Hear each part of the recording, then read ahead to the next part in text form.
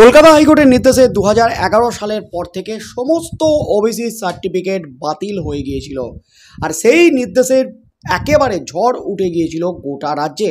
এক বিশেষ সম্প্রদায়কে সুবিধা পাইয়ে দেওয়ার জন্য এই ওবিসি সার্টিফিকেট তৈরি করেছিল রাজ্য।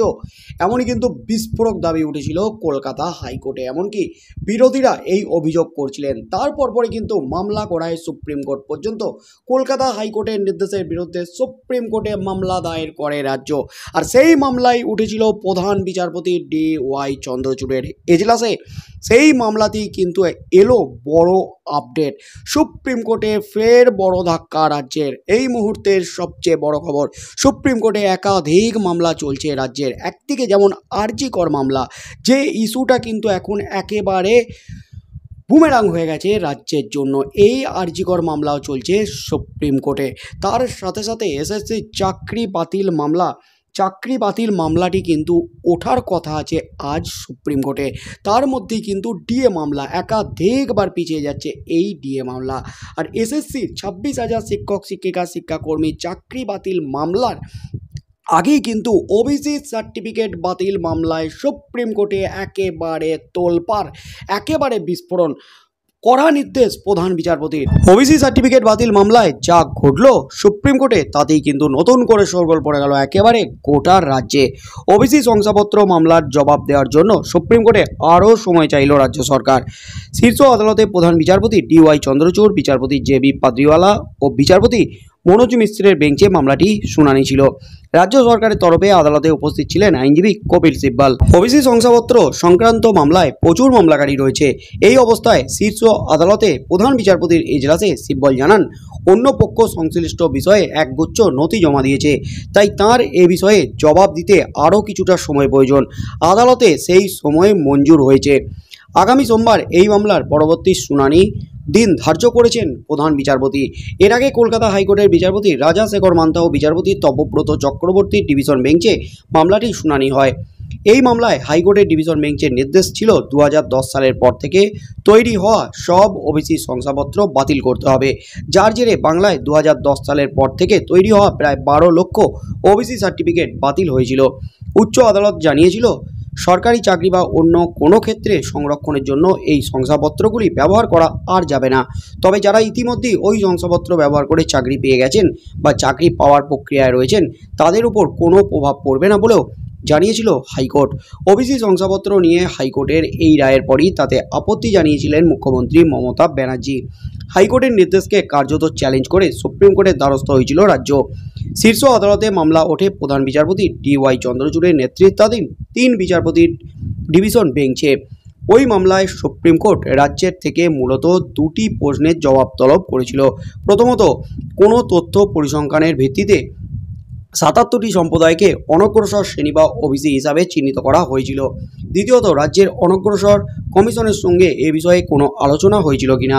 হলফনামা আকারে এ বিষয়ে রাজ্যের বক্তব্য জানাতে বলা হয়েছিল সুপ্রিম কোর্টের তরফ থেকে। হাইকোর্টের রায়ের উপর সেই দিন কোনো স্থগিতাদেশ দেয়নি আদালত। এরপর 20 আগস্ট সিব্বল শীর্ষ আদালতে অনুরোধ করেছিলেন যাতে হাইকোর্টের রায়ে স্থগিতাদেশ দেওয়া হয়, কিন্তু এখনও পর্যন্ত হাইকোর্টের রায়ে কোনো স্থগিতাদেশ দিল না সুপ্রিম কোর্ট। আবারও কিন্তু সুপ্রিম কোর্টে বড় ধাক্কা রাজ্যের।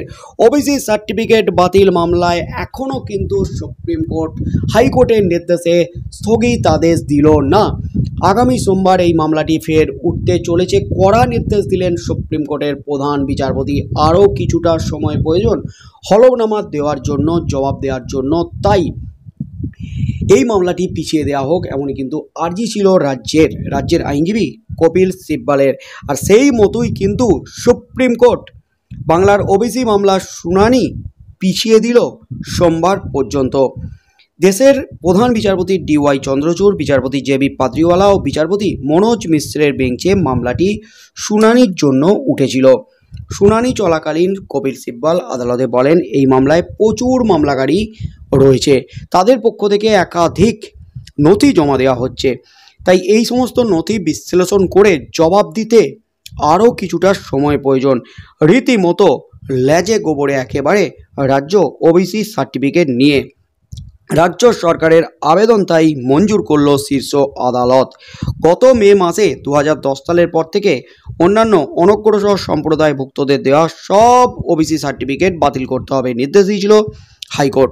ক্ষমতায় আসার পর থেকে 77টি পিছিয়ে পড়া সম্প্রদায়কে ওবিসির তালিকাভুক্ত করেছিল পশ্চিমবঙ্গ সরকার। এদিকে কলকাতা হাইকোর্টের এক রায়ে এক ধাক্কায় 5 লক্ষ ওবিসি সার্টিফিকেট বাতিল হয়ে যায়। উচ্চ আদালতের সেই রায়ের বিরোধিতা করে শীর্ষ আদালতের দ্বারস্থ হয়েছিল রাজ্য। এর আগে 5ই আগস্ট এই মামলার শুনানিতে রাজ্যকে নোটিশ জারি করে সুপ্রিম কোর্ট। সেই সময় ওবিসি তালিকাভুক্ত 77টি সম্প্রদায়ের বিষয়ে রাজ্যের থেকে হলফনামা তলব করে শীর্ষ আদালত। কিসের ভিত্তিতে 77টি সম্প্রদায়কে রাজ্য ওবিসি করেছিল তা 7 দিনের মধ্যে জানতে চেয়েছিল আদালত।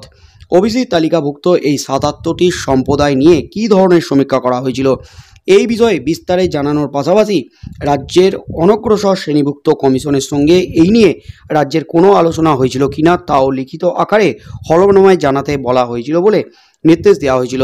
পাশাপাশি হাইকোর্টের রায়ের উপর এখনও পর্যন্ত কোনো স্থগিতাদেশ দিল না সুপ্রিম কোর্ট। অর্থাৎ ওবিসি মামলায় কিন্তু রীতিমতো ন্যাজে গোবরে রাজ্য, রীতিমতো বড় ধাক্কা রাজ্যের।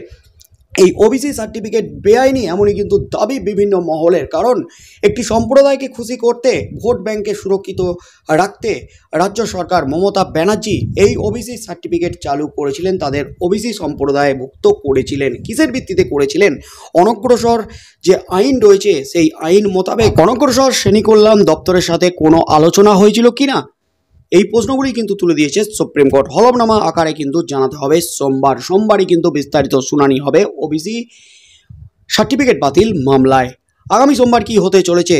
সোমবার কি ওবিসি সার্টিফিকেট বাতিল যে হাইকোর্টের রায় সেই রায় কি বহাল থাকবে নাকি হাইকোর্টের রায় স্থগিতাদেশ দেবে সুপ্রিম কোর্টের প্রধান বিচারপতি? কি হতে চলেছে? রাজ্য কি হলফনামা দেয়? রাজ্যের হলফনামায় কি কেঁচো খুঁড়তে কেউটে বেরিয়ে আসবে? যে অভিযোগটা করা হচ্ছে সেই অভিযোগটাই কি প্রমাণিত হবে? কি হতে চলেছে আগামী সোমবার সুপ্রিম কোর্টের, সেদিকেই চোখ থাকবে গোটা রাজ্যের।